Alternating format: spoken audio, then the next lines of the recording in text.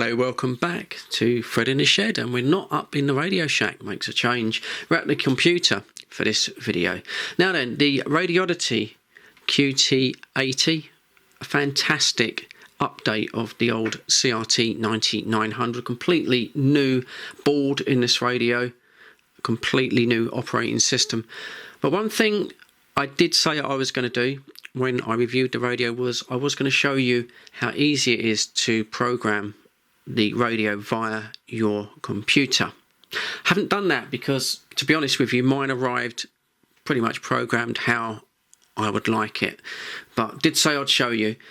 Now, if you buy this in the UK, it should come with a programming cable included. Mine did.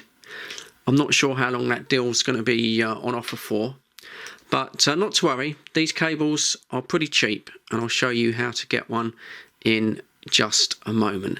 So right, the first thing that we're going to need to do is we need to download the Radioddity QT-80 software, and I'll show you now how to get that.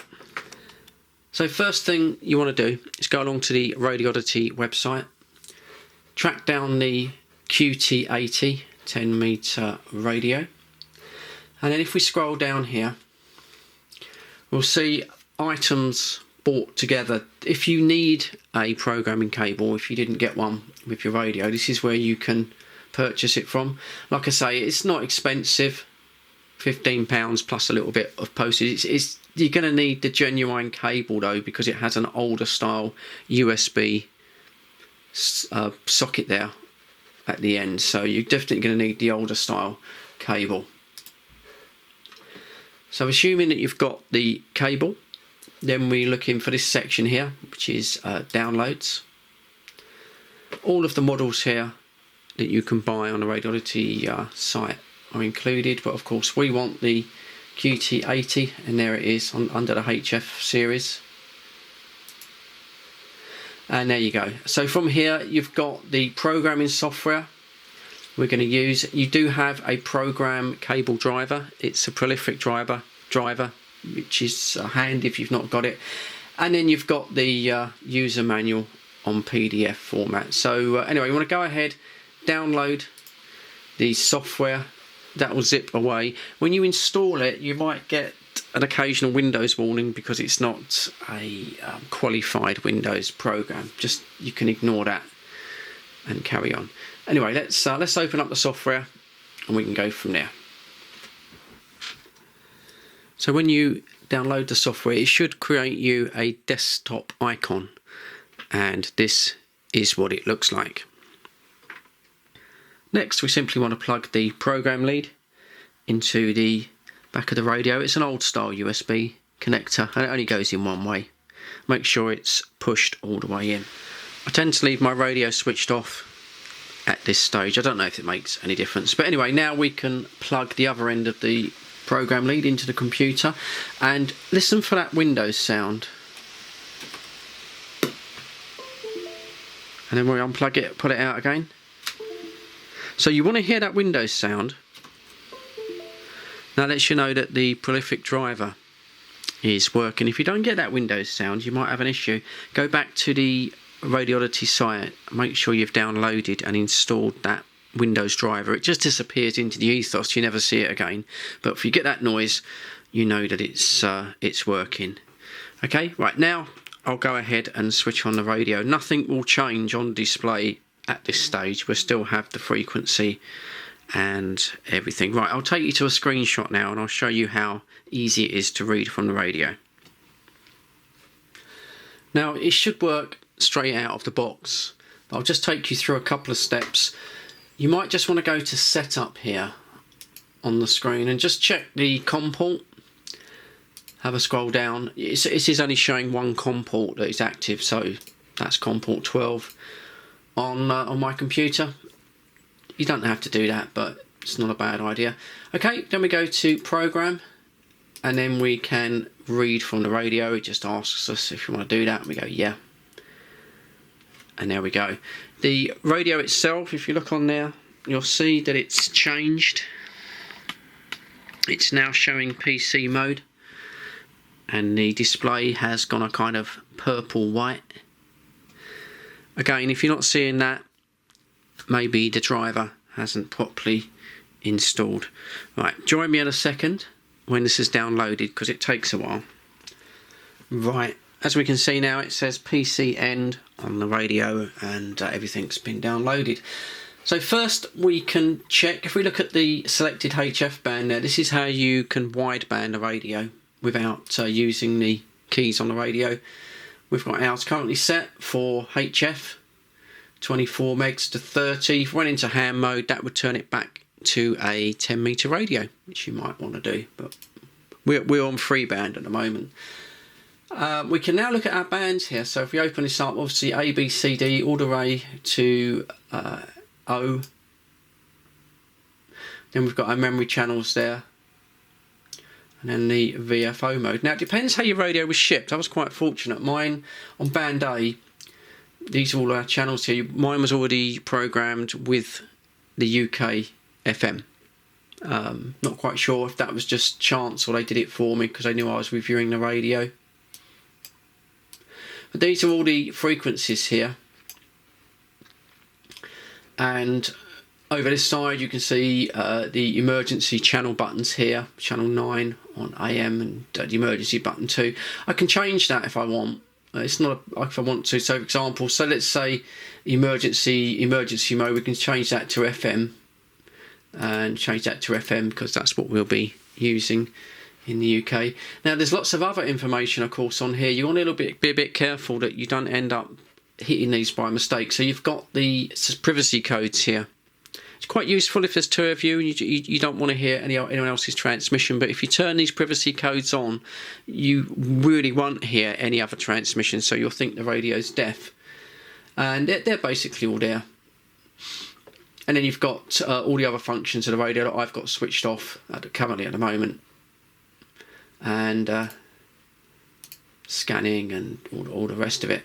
Not really interested too much on that. I'll do that in the menus on the radio. And that's really about it. Now, if you haven't got these frequencies here, if you haven't got those and you need to change them, you basically find those just on the internet. Just do a Wikipedia search for the UK FM CB frequencies and you'll find those straight away without any problem. So before we change something on the memories on the radio, there are some optional features that you might want to look at. If you click over here where it says optional features, and these are all of your features of your radio, everything that's basically in the menu on the radio, and you can play with this to your heart's content. Just be very careful what you change, because obviously it's going to affect how the radio works. Personally, I just use the menu system on the radio, but yeah, it's all there. That's quite interesting actually. So you got the SWR protection there. Maximum 20, that's quite high, isn't it?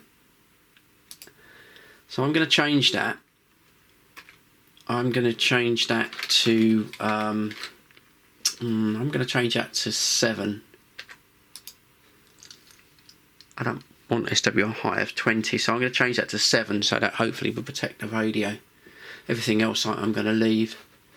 We're going to click that. Right, now if you wanted to change something, as I say, if you haven't got these frequencies, you would cut and paste these in from Wikipedia. Everything's fine there for me. If I go on to band D, this is the Euro block and also the American block. So there's the channel 6 there, for example, and all the way up to, was it 405? Yeah, all the way up to 405, so that's fine. And then for me, band C, it just carries on. But I'm gonna change channel 1 on band C for this video. So I double click on that. And I'm gonna delete that.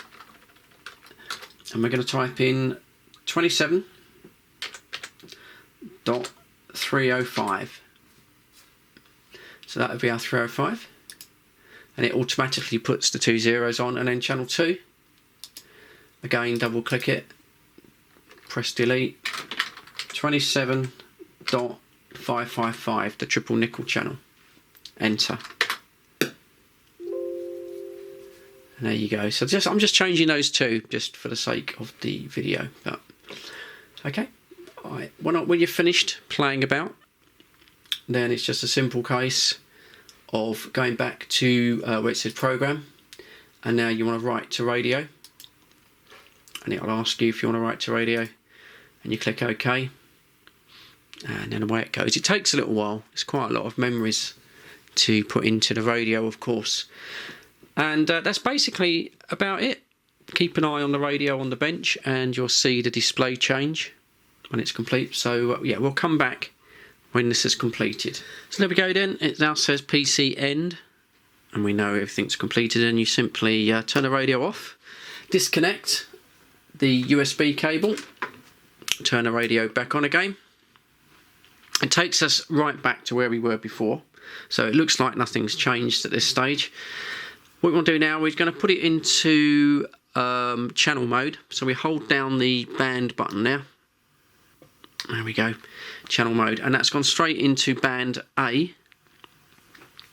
And as you can see, that's my UK channels with the correct 25. But we changed band C, didn't we? So we'll go past the Euro channels, so into band C. And now channel 1 is me 27305 for the group.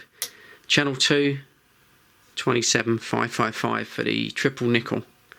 And then it goes on with the other presets that I haven't changed. Easy. That's really about it. I mean, I've not had any problems. If you do get an error message, it's generally something to do with the COM port on your computer that's allocated for your USB cable. Best thing, same old thing as anything else, shut the computer down, restart it, and you'll find that it probably gives you a different COM port. Try it again and it should work no problem. So I hope that's helpful.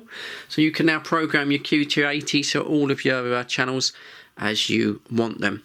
As always, thumbs up from Fred in the Shed. I do really appreciate you dropping by and watching my videos. I'm a small channel, don't get that many views, so I appreciate every one of you. If you could hit me, thumbs up down below before you go, I'd appreciate it. And yeah, tune in again for some more radio videos. Cheers, guys.